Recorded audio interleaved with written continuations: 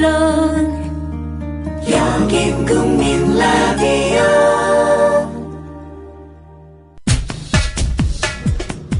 안녕하세요. 주간브리핑 하이파이브의 김민지입니다. 먼저 첫 번째 소식입니다. 공동 성명에서 저와 시 주석님은 한반도에서의 핵무기 개발에 확고히 반대한다는 입장을 재확인하고 한반도 비핵화 실현, 평화와 안정 유지가 양국을 포함한 육자회담 당사국 모두의 이익에 부합되며 박근혜 대통령과 시진핑 중국 국가주석은 지난 3일 청와대에서 정상회담을 하고 한중 공동성명을 발표했습니다. 가장 큰 관심은 북한에 대해 양국 정상이 던질 메시지였는데요. 두 정상은 공동성명을 통해 한반도에서의 핵무기 개발에 확고히 반대한다고 밝혔습니다. 공동성명과 뒤이은 기자회견에서도 시진핑 주석은 북한을 직접 언급하지는 않았는데요. 그럼에도 청와대는 확고한 반대라는 표현으로 북핵에 대한 반대 입장이 강해졌다며 의미를 부여했습니다. 한편 일본과의 외교적 마찰을 우려해서인지 일본의 우경화 등에 대한 언급은 비공식 오찬자리나 강연에서 경고 메시지를 보내는 정도였습니다. 따라서 적어도 외교 안보 면에서 이번 한중 정상회담은 아쉬운 수준에 그쳤다는 평입니다. 지금 DMZ 안의 작전에 상당히 문제가 있다 이렇게 듣고 있습니다. 수색 정찰도 좀 수동적으로 하고 이렇게 하다 보니까 사실인지는 모르겠습니다만 사단까지 제가 얘기하지 않겠습니다. 어느 사단 지역에 귀순 유도 인터폰하고 깃발하고 북괴군들이 전부 집어갔다 그러는데 그 한간에 지금 소문이 이렇게 돌고 있습니다. 지난달 19일 무장한 북한군이 군사분계선을 넘어 육군 1사단이 관할하는 비무장지대로 침투한 사실이 뒤늦게 알려졌습니다. 북한군은 1사단 GP에서 약 500m 떨어진 철책까지 접근해 귀순벨을 눌렀는데요. 또 귀순 안내 표지판을 뽑아버리기도 했습니다. 합동참모본부는 즉시 현장에 병력을 투입했지만 북한군들은 달아난 뒤였다고 말했습니다.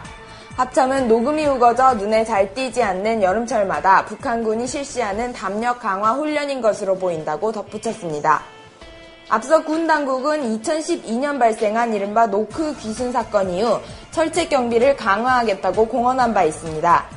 하지만 북한이 올해만 모두 5차례 군사분계선을 침범한 것으로 밝혀져 전방 경계에 구멍이 뚫렸다는 비난을 면하기 어렵게 됐습니다.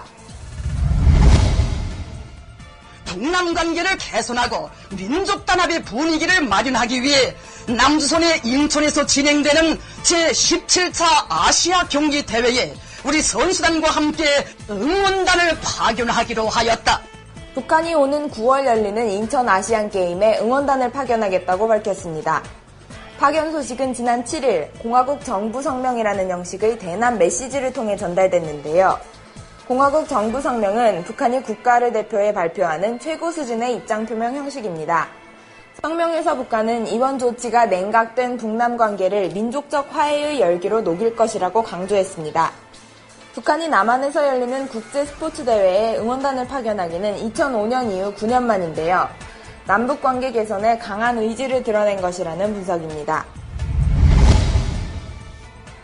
마지막 소식입니다. 북한이 오늘 새벽 스커드 미사일로 추정되는 단거리 발사체 2발을 발사했습니다. 합동참모본부는 북한이 오늘 새벽 4시와 4시 20분 두 차례에 걸쳐 황해도 지역에서 동북방향 동해상으로 단거리 발사체 2발을 발사했다고 밝혔는데요. 이 미사일은 500여 킬로미터를 날아간 것으로 분석됐고 북한은 항행금지구역을 선포하지 않았습니다. 합참은 특히 황해도 지역에서 미사일이 발사돼 북한 내륙을 가로질러 날아간 건 2000년대 들어 이번이 처음이며 기습성을 과시하려는 의도로 풀이된다고 설명했습니다. 올 들어 북한이 발사체를 쏜 것은 13번째인데요. 특히 시진핑 중국 국가주석의 방한을 앞둔 지난달 말부터 북한은 단거리 발사체 발사를 간헐적으로 계속하고 있습니다. 지금까지 주간브리핑 하이파이브의 김민지였습니다.